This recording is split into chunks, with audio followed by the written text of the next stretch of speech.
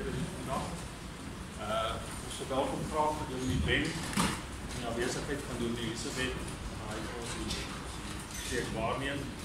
Ons gaan graag luister na u en baie dankie omdat u ons tyd gemaak en instaan vir Dominee Elisabeth. Dan wil ek ook sommer daarbij aansluit en in afwesigheid vir Dominee Elisabeth wat môre die 15de verjaar sê baie geluk met haar verjaarsdag. Ons bid vir haar 'n baie geseënde jaar toe en dat die klein kinders net vir haar groot geluk en liefde sal bring dat die jaar van mooi sal wees. Dominee, ons luister baie dankie. Goeiemôre gemeente. Baie dankie vir die verwelkoming op Jan. As mens so alleen in 'n gemeente is, dan kom jy maar min by ander plekke. Dan voel jy mens baie keer so vreemd. Ek was hierdie jaar net een keer in 'n ander gemeente waar ek 'n diens gehou het en dit was die hervormde Gerdou. So as ek so 'n bietjie sê net agterlyk moet julle my maar verskoon. Dominee Annandale het gesê dit raak nie makliker om te preek, dit raak moeiliker. Die dag met sy aftrede en toe het ek hom nie geglo nie, maar nou glo ek hom. Ek is Januarie al 39 jaar hier in Lichtenburg predikant. So ek is nou al van die ouer garde. Nietemin, die aankondigings, die almanakke is by die voorportaal beskikbaar en dan daar's ook vir my gevra om net te sê dat die 25 Desember se diens is 8 uur die oggend, nie gewone 10 uur tyd nie, maar 8 uur die oggend. Op die aankondigings het jy al die gebedsversoeke, sowel die ander inligting, so ons gaan nie verder na die aankondigings kyk nie. So kom ons begin weer 'n paar liedere saam te sing. Vonk 142, Jesus verlosser, u dal tot ons neer, daar is 2 verse wat ons dan sing.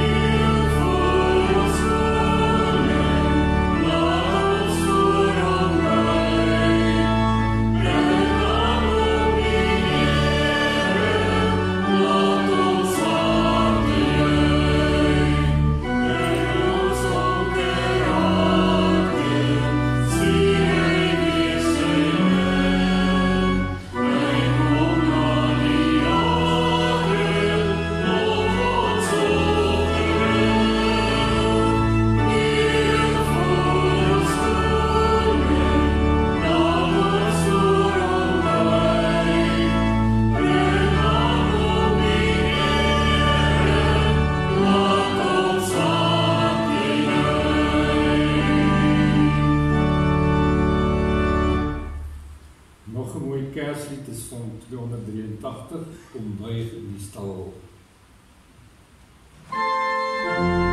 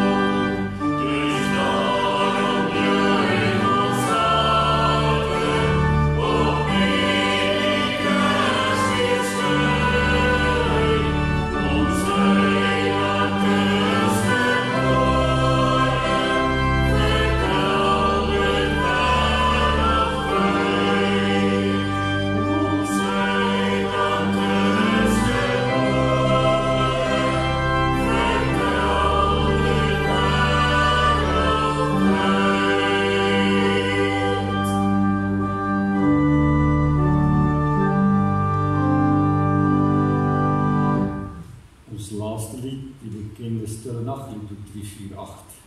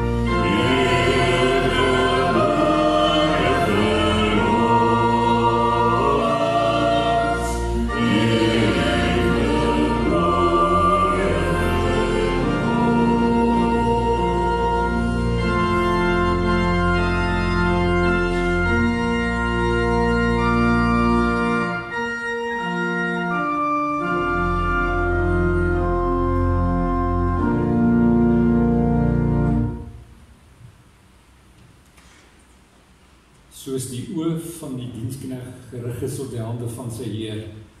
Ja, soos die oë van die diensmaagd gerig is op die hande van haar meesteres, so is ons oë gerig op die Here ons God, want ons weet, hy sal ons genadig wees.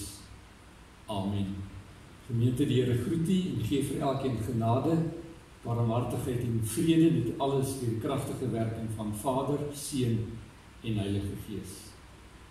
Kom ons sing as ons loflied, liedboek 345, en ons sing dan staande die eerste en die 4de verse. Oh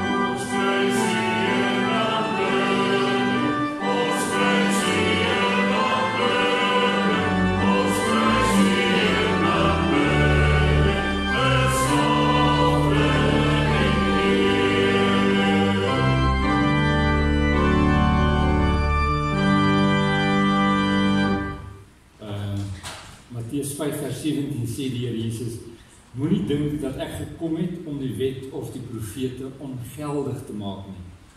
Ek het nie gekom om hulle ongeldig te maak nie, maar om hulle volle betekenis te laat kry. Dit verseker ek julle, die hemel en die aarde sal eerder vergaan, as dat een letter of letterstreepie van die wet sal wegval, voordat alles voleindig is. Wie dan ook een van die geringste van hierdie gebooie ongeldig maak, en die mense so leer, sal die minste geag word in die koninkryk van die hemel. Maar wie die wet gehoorsaam en ander so leer, sal hoog geag word in die koninkryk van die hemel.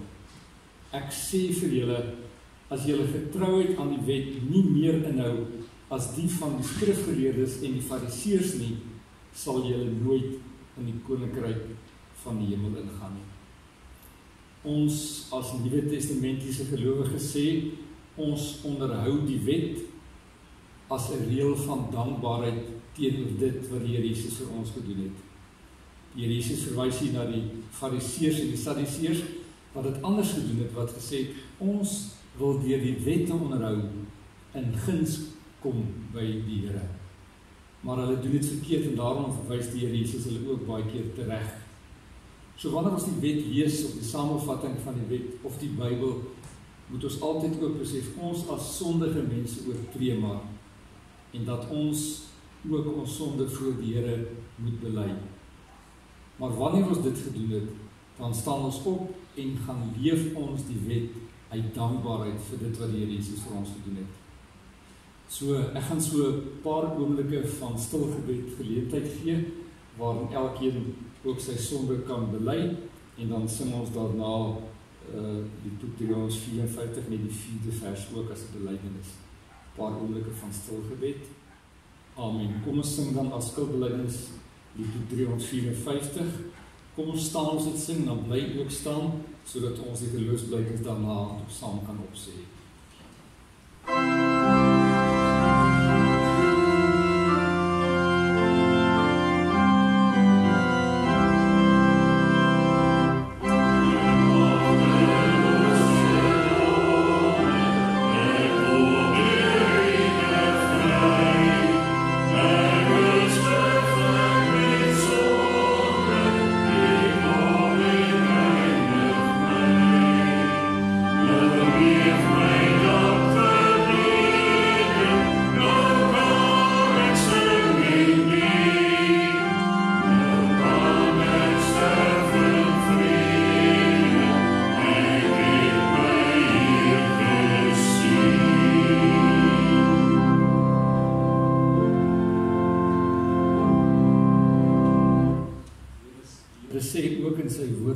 Dat as ons sonde bely, is hy getrou en regverdig, vergewe ons sonde en reinig ons van alle ongeregtigheid.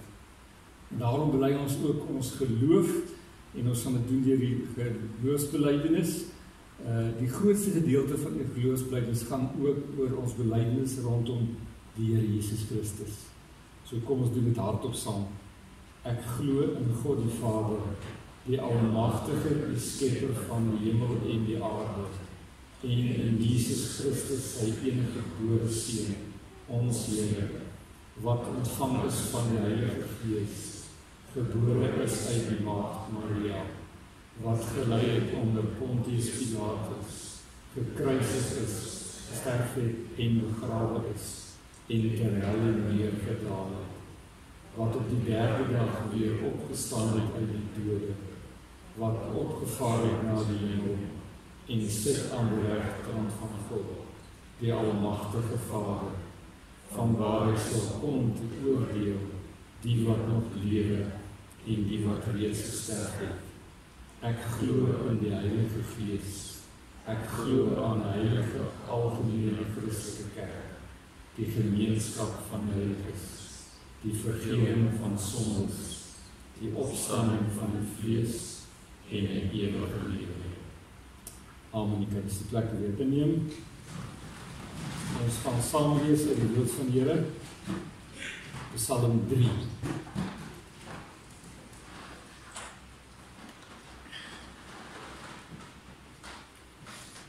Voordat ons saam lees, kom ons buig ook ons hoofde in aanbidding.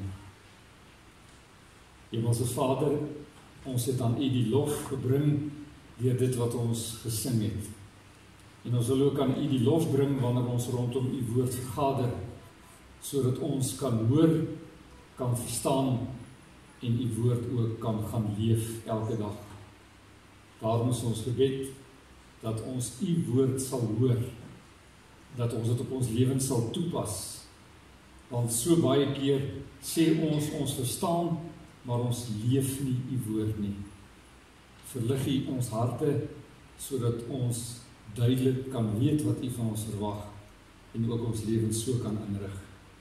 Dit bid ons in die wonderlike naam van ons Here Jesus Christus alleen. Amen. Psalm 3, die opskrif van die gedeelte is, hulp kom net van die Here af, en dis 'n psalm van Dawid toe hy vir sy seun Absalom gevlug het. Ek het so baie vyande, Here. Baie kom in opstand teen my. Daar is talle wat van my sê, van God kom daar vir hom geen hulp nie. Maar U, Here, U beskerm my van alle kante.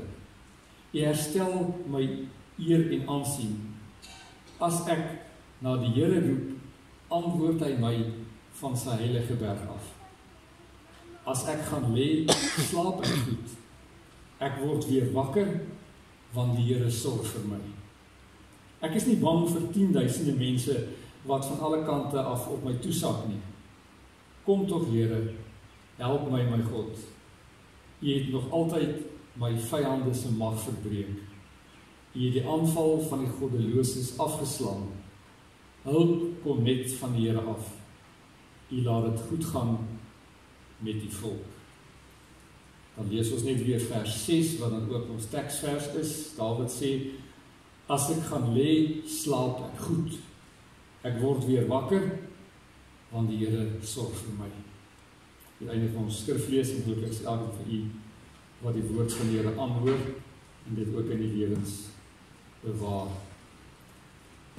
Ons is nou by die derde Advent Sondag. Saam met Paasnaweek is Kersfees sekerlik die hoogtepunt van ons Christense kalender.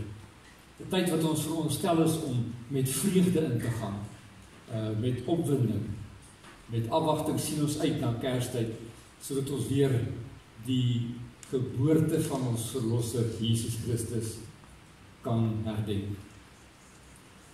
Maar as ek met mense praat, dan kry ek soms so 'n bietjie van 'n ander druk, van 'n ander indruk. Baie mense sê dat Kerstydperk is vir hulle 'n spanningsvolle tyd. En hulle lê die nagte en rondrol en kan nie slaap nie, want die jaar het nou nie so goed vir hulle afgeloop nie. En dan dink hulle ook nog onwillekeurig aan volgende jaar. Wat gaan volgende jaar vir hulle inhou? Gaan dit nie dalk 'n slegter jaar wees nie? Daar is selfs mense wat al vir my gesê, hulle wens Kersfees weg.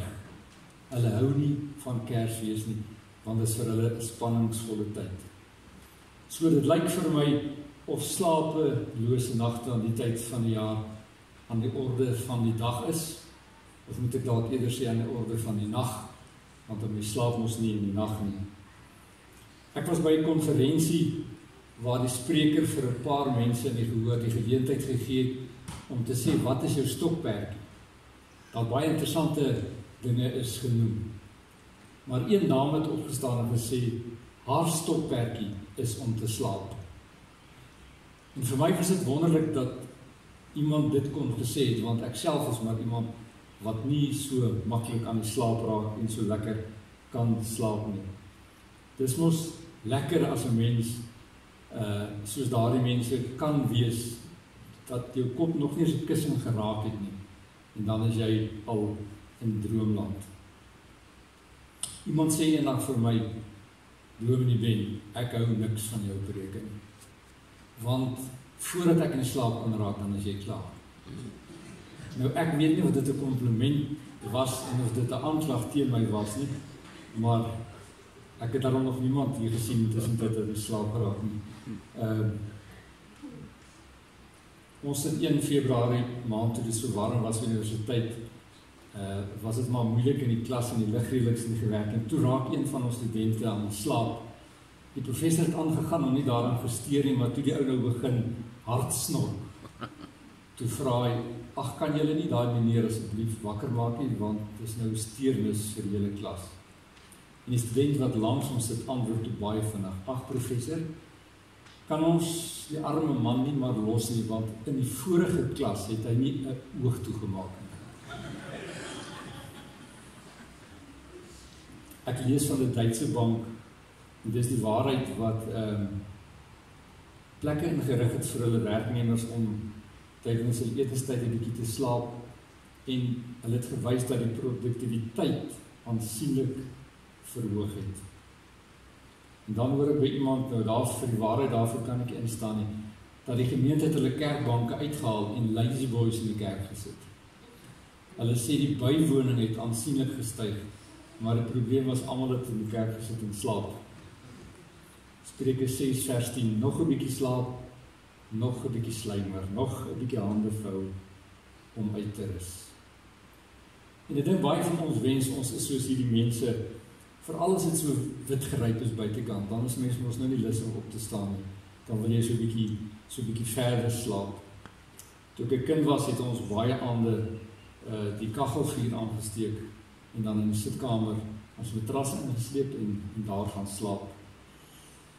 Ek het myself nou so lus gemaak vir slaap. Ek dink ons moet eers 'n bietjie slaap voordat ek verder gaan. Wonder wie gaan eers slaap? Goed.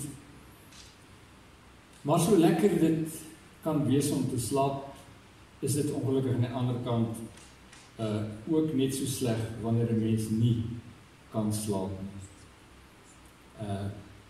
Ek slaap nie op 'n vreemde plek. Die eerste, tweede, miskien nog die derde aand nie. En vanweer die moegheid raak jy later maar aan die slaap.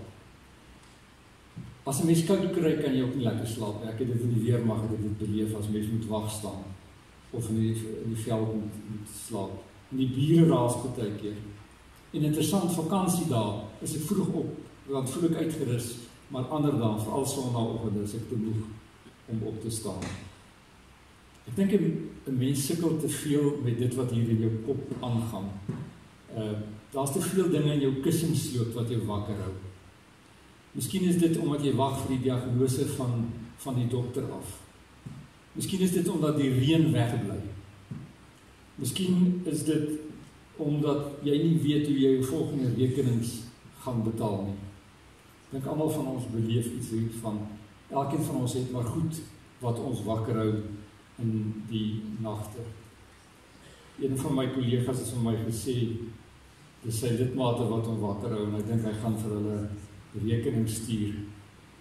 Maar nou ja, geen mens kan lekker slaap as daar allerhande dinge in jou kop is nie. Iemand het vir my gesê, dit het vir hom gevoel of die trein oor hom gery het, maar dis nie al nie, dit voel of die trein nog oor hom gereverse het ook.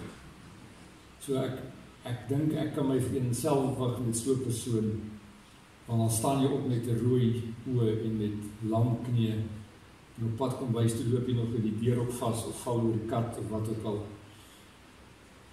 En die raad wat mense vir my gegee het, om te sê, as jy nie kan slaap nie, tel skape, het ook nie vir my gewerk nie, want toe ek by 121.318 kom, toe lei my wekker, toe het ek nog niks geslaap nie, en toe sê ek nou eers genoeg. Nie een van ons wil so lewe nie, veral nie in adventstyd nie, veral nie met Kersfees oor die draai nie, so wat nou gemaak? Ek dink 'n groot deel van die antwoord lê in dit wat Dawid vir ons in Psalm 3 skryf. Dit is moeilike omstandighede waarin Dawid leef. Hy vlug vir sy vyande, wat meer as sy eie seun het teen hom gedraai. En hy vlug ook vir sy seun wat dreig om hom dood te maak. Dit kan nie lekker omstandighede wees nie. Mens kan bekwaarlik groter spanningsvolle tye beleef. Dawid weet nie eers waar hy gaan slaap vanaand nie. En ek is seker dat hy die kussing gehad het nie. Hy moes waarskynlik sy kop op 'n klip neergelê het. So ek dink Dawid sou meer as genoeg rede gehad het om te sê, ek kan nie slaap nie. My vyande, die feit dat my seun teen my gedraai het, hou my wakker. Ek is 'n bekommerde man. Maar wat sê Dawid in Psalm 6? As ek gaan lê, slaap ek goed. Ek word weer wakker, want die Here sorg vir my. Ek wens Dawid kon vanoggend hier voorgestaan het, dat ons 'n bietjie vir hom gevra het, hoe kry hy dit reg? Maar hy is ongelukkig nie hier nie, maar hy het daarom vir ons Psalm 3 nagelaat. En ek dink as 'n mens iets van dit wat Dawid sê wil verstaan, moet 'n mens raak sien, dit gaan hier nie oor teoretiese of akademiese antwoorde nie, maar oor 'n bloot kinderlike vertroue wat Dawid gehad het en waarvan hy vir ons vertel. Dawid het nie 'n CD-positierie gehad waarop hy kon slaap of sy geliefde kussing by hom nie, maar hy sê, ek slaap rustig en ek word wakker. Ek dink in die eerste plek sê Dawid vir ons, dat ons nie teen ons omstandighede, daardie uitdagende omstandighede moet vaskyk nie. En as 'n mens dit so kan stel, ons moet nie teen ons probleme vaskyk nie, en ek sê dit met groot respek, ons moet eerder teen die Here vaskyk. Dink jy verstaan wat ek daarmee bedoel? Toe ek op laerskool was, het ons 'n gediggie geleer van die dogtertjie wat in die gang afstap, en dan sien sy iemand onder in die gang, en dan skrik sy en hardloop sy na haar ma toe, en dan vat haar ma haar aan haar hand, en lei haar in die gang af, en as sy onder in die gang kom, dan sien sy dit is maar net haar pa se jas, wat teen die kapstok hang, en dan vertrou sy haar ma, en sê sy, dankie vir haar ma. Ons moenie ons probleme voor die Here inskuif nie, maar ons moet met respek gesê die Here voor ons probleme inskuif. Ja, ek weet, dit is dalk makliker gesê as gedoen, maar 'n mens leer tog om dit te doen. Dit kom nie sommer net van self nie. Die tweede een is, en dit is sê maar dieselfde, 'n mens moet letterlik dit wat jou pla na die Here toe bring. Want dit is wat Dawid hier doen. Dawid sê nie 'n vinnige skietgebedjie op nie, maar Dawid sê hy roep na die Here. Ons kan hierdie woord eintlik, moet ons dit sterker vertaal, want daar staan eintlik dat Dawid hard roep na die Here. Hy skree as ware, nie uit disrespek nie, maar om die erns van dit alles wil hy graag aan die Here oordra. Dawid vertel vir die Here hoe benoud hy is, en hy draai geen doekies om. Hy noem alles by die naam. Ons kan maklik met ander mense praat oor die dinge wat ons pla, maar ons is baie keer te skaam om dit vir die Here te sê. Ek dink dit is so 'n bietjie dom om dit nie vir die Here te sê nie. Mens praat mos met iemand wie jy vertrou en vertel vir daardie persoon wat dit is wat jou pla. Hoekom doen ons dit dan nie ook met die Here nie? Aanhoudend oor en oor. Want die uiteinde van dit alles is dat die Here hoor wat ons sê en hy help ons om ons bekommernis te verwerk. Ek dink ons probleem is baie keer dat ons bekommernis na die Here toe bring en dan daarmee saam baie keer vir hom sê hoe ons wil hê by hierdie situasie moet oplos. Terwyl die Here 'n ander plan het, iets anders vir ons wil gee. Ek sê weer, dis 'n kinderlike manier om op die Here te vertrou. 'n laerskooldogtertjie het vir my die volgende vertel. Sy het vir my gesê, sy het nie hard geleer vir die toets nie. En toe sy nou die vraestel begin skryf, toe kom sy agter, sy het nou groot moeilikheid. En toe besef sy, maar as sy nie goed doen nie, gaan sy nie vir haar ma kan vra om vir haar die nuwe selfoon te koop en die laptop en die weet nie wat alles nie. En toe besluit sy gaan bid en sy vra vir die Here help haar dat sy net goed kan doen. Sy sê maar toe die toetspunte terugkom, toe dop sy heeltemal. Toe sy baie kwaad vir die Here. Sy gaan na haar ma toe, sy vertel vir haar ma wat gebeur het, en haar ma sê vir haar, en haar groot wysheid, my kind, ek is bly dat jy gedop het, want weet jy, dit was die Here se antwoord vir jou. Hy wou jou 'n les geleer het. En die beste manier om 'n les te leer is dat jy dit aan jou eie lyf moet voel. So die Here het vir jou gesê, volgende keer leer jy, en dan sal ek jou help. Maar moenie verwag dat ek jou moet help as jy van jou kant af niks doen nie. En dan sê die kind, sy het dit verstaan, en sy het van toe af haar deel gedoen. Dit is wat kinderlike vertroue is. Iemand het by geleentheid vir Gary Player gesê, ag jy is maar net gelukkig om daai balletjies so maklik in haar gaatjie te slaan. Toe sê Gary vir die persoon, dis heeltemal reg, maar weet jy wat? Ek het agtergekom, hoe meer ek oefen, hoe beter kry ek dit reg. Ek dink die les hierin is vir ons, dat ons as gelowiges moenie dink dat ons sommer met die eerste probeerslag alles gaan regkry nie. Die Here wil hê ons moet oefen. En oefen beteken dat jy opofferings moet maak. Dat jy bietjie moet sweet. Dat dit nie maklik gaan wees nie. Maar hoe meer jy oefen, hoe meer gaan jy dit regkry. Geloof kan nie bestaan sonder dat ek myself moet inoefen nie. En dit beteken dat ek my ook maar partykeer gaan vasloop. Dat my voet ook maar partykeer gaan vashaak. Maar op die ou ende leer ek dat ek van die Here afhanklik moet wees in alles wat ek doen. Ek word ook soms in die nag wakker en dan weet ek nie eens wat my plan is. Toe sê iemand vir my, as jy wakker word in die nag, bid oor daardie dinge wat jy pla. En dit werk uitstekend. As ek nou wakker word, dan bid ek sommer vir alles. Ook vir daai ouens wat die lewe vir my moeilik maak. Bid vir hulle. Bid vir almal. En dan raak ek rustig aan die slaap. Maar dit het nie die eerste aand gebeur nie. En ek sukkel nog steeds baie keer. Maar ek bid terwyl ek nie kan slaap nie. Dawid het die Here leer vertrou, maar dit het ook nie sommer van self gekom nie. Dawid worstel met die Here, en ons lees dit in baie van sy psalms, dat hy sy klagtes teenoor die Here sommer by die naam noem. Maar Dawid het geoefen om die Here te vertrou. Dawid was ook moedeloos. Dawid het ook nie altyd die regte dinge gedoen nie, maar hy het aangehou oefen. En so het hy geleer dat hy selfs later sy kop op 'n klip kan neerlê en kan sê, as ek gaan lê, slaap ek goed, ek word weer wakker, want die Here sorg vir my. Kom ek vertel nog 'n verhaaltjie. Daar word vertel van 'n passasiersboot wat op die oop see gevaar het en daar baie vinnig ewe skielike storm opgesteek.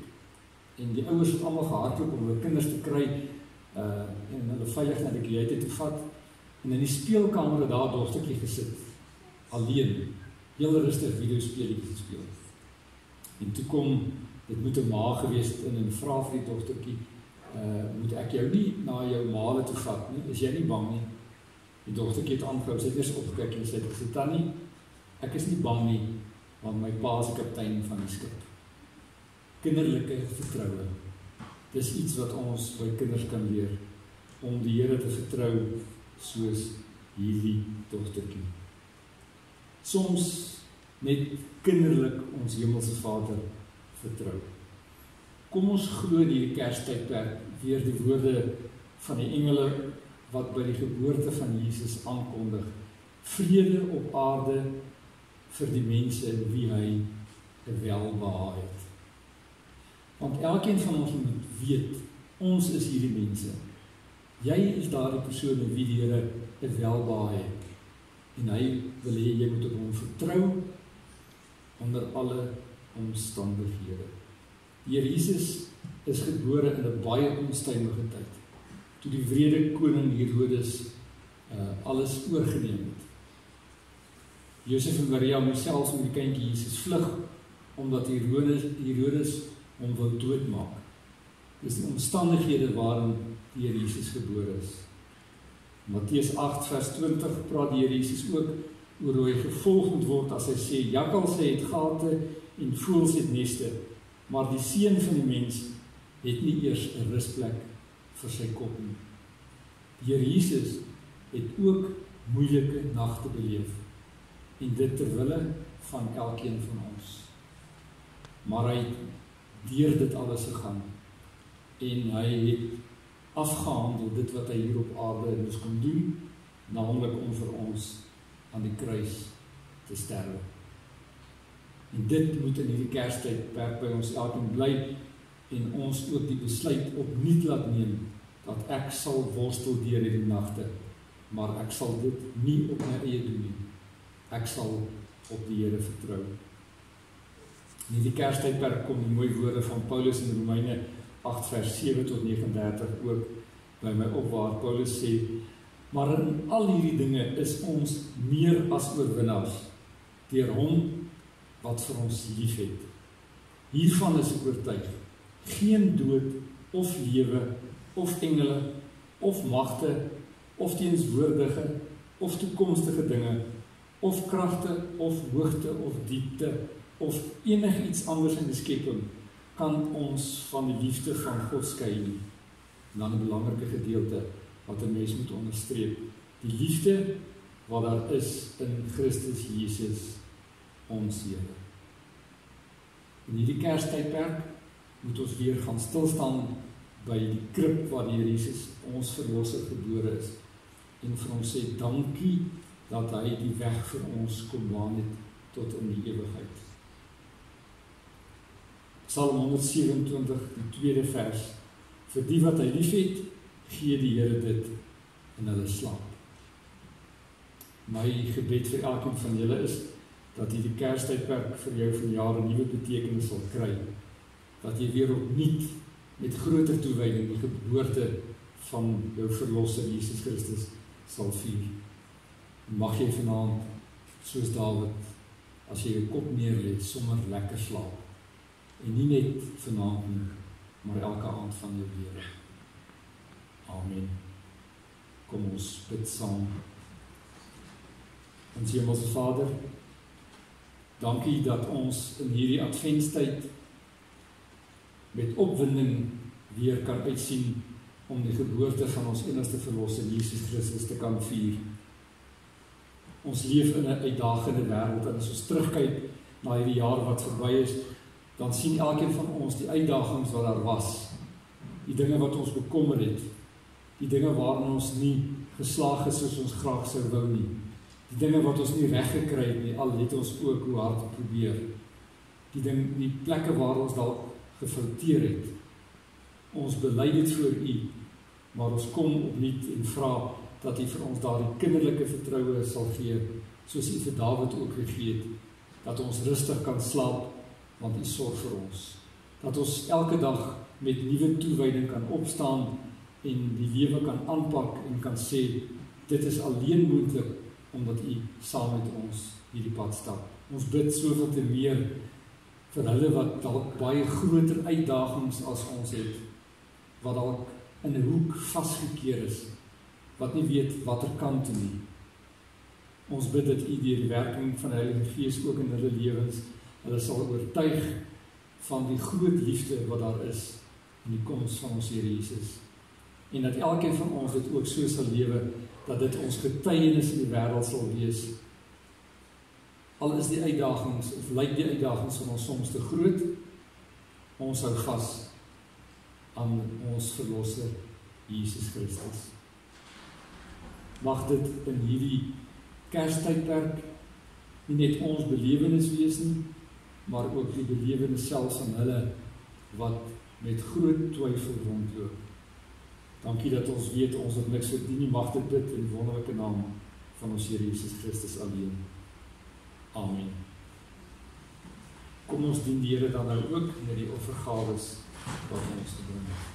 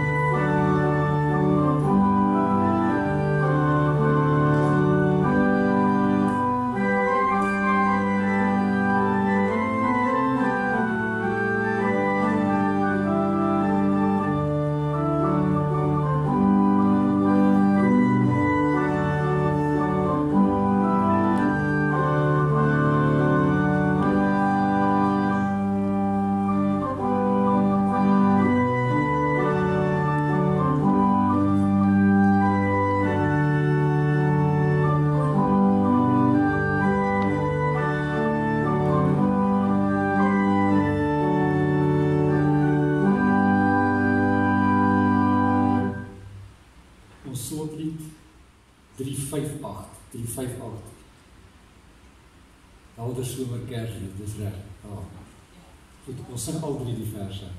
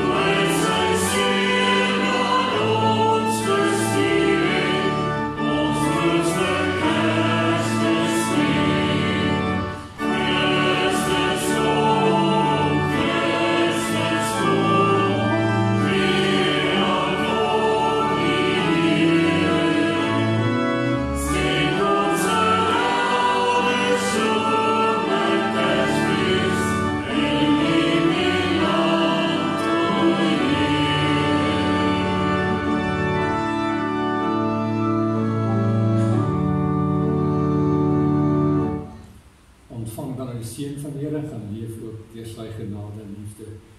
Die Here sal julle seën en julle beskerm. Die Here sal tot julle redding verskyn en julle genadig wees. Die Here sal julle gebede verhoor en aan julle vrede gee. Amen.